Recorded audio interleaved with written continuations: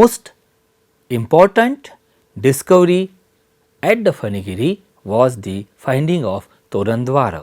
The remains of Toran found at Phanigiri are of immense value as there is no other parallel to this in the whole of the South India and the Deccan region. Towards the east of the Chaityagrahas, remains of beautifully carved limestone toranas were found, which depicted life scenes of the Buddha. The inscription of Ikshvaku king Rudrapurushadatta was found on an octagonal pillar. Scenes like Maravijay, Buddha shown touching the earth, which thereby witnesses the defeat of the Mara, which represents the personification of evil.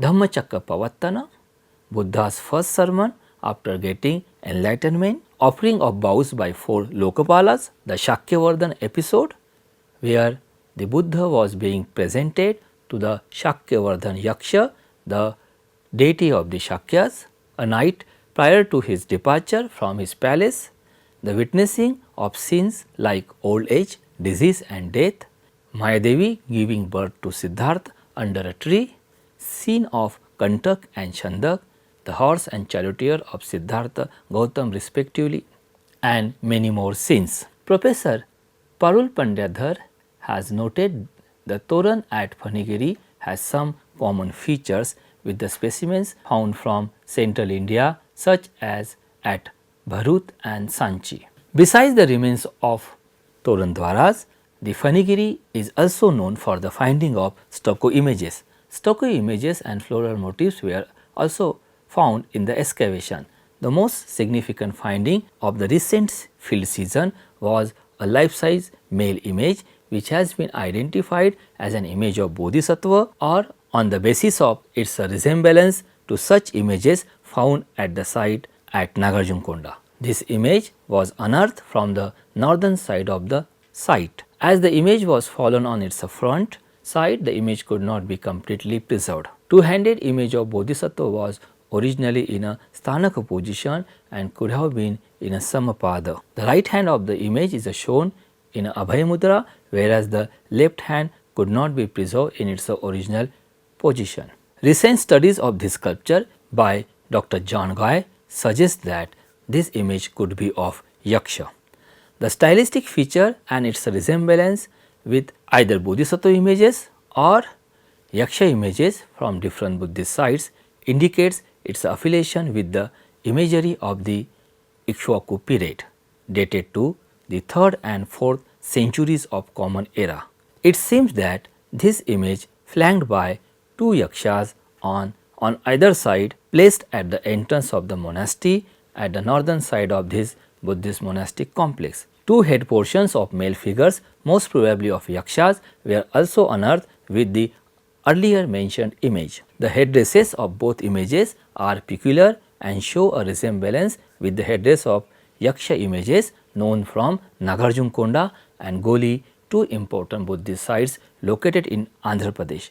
Other stucco objects include remains of floral and decorative motifs mostly employed on the exterior sides of the walls of the cells of monasteries. Important finds from the site include coinage belong to the different dynasties such as Satavahanas and Ikshvakus Mahatalvaras.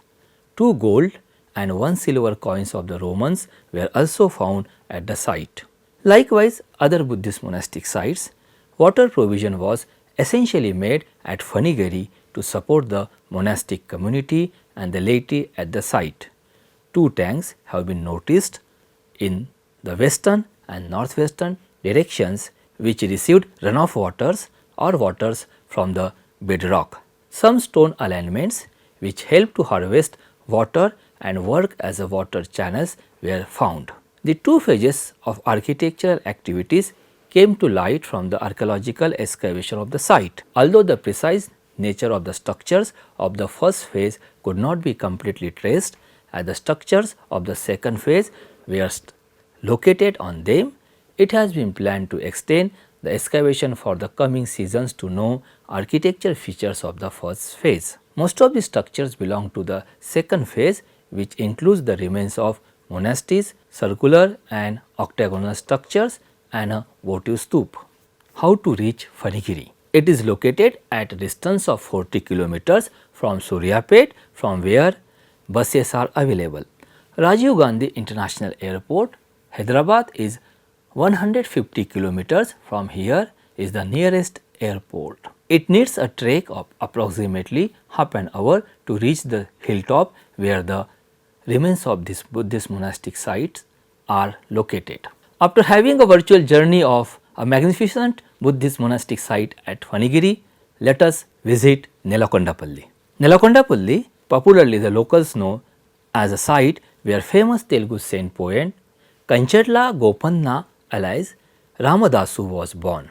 Nelakondapalli is one of the prominent Buddhist sites of the eastern Deccan, having the archaeological remains of grandest Mahastupa. In spite of the presence of a magnificent Mahastupa, this site has not been thoroughly investigated to comprehend its role in the dissemination of Buddhism in the early historic Deccan.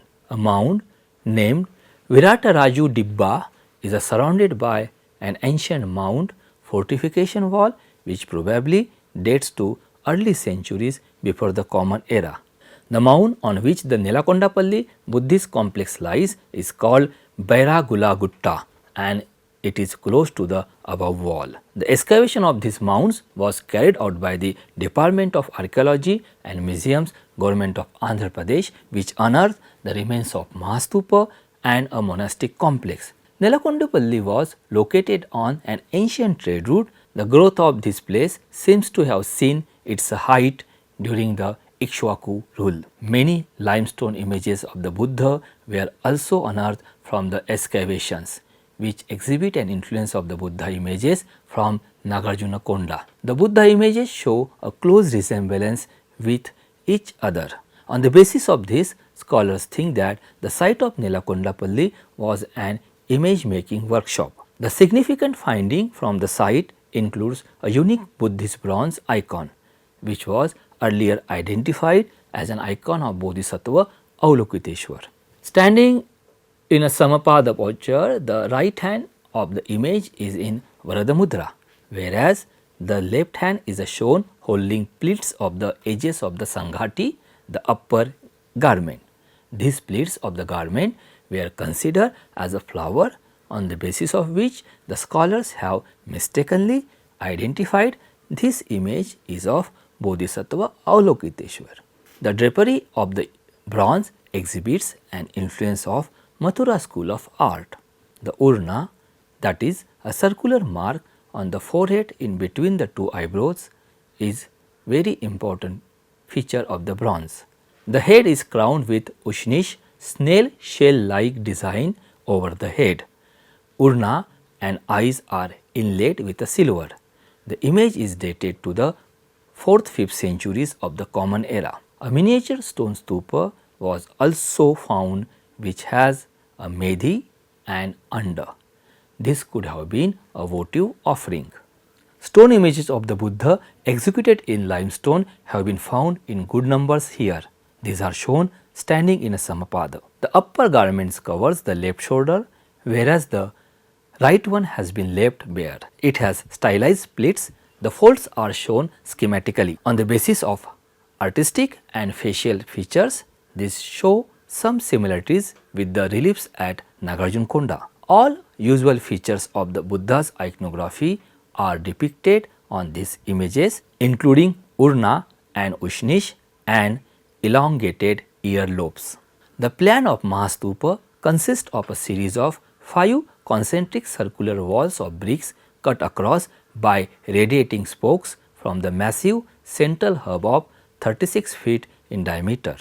The stupa consists of Pradikshana Path, Medhi, that is a cylindrical dome with 4 ayak platforms at 4 cardinal directions and a dome.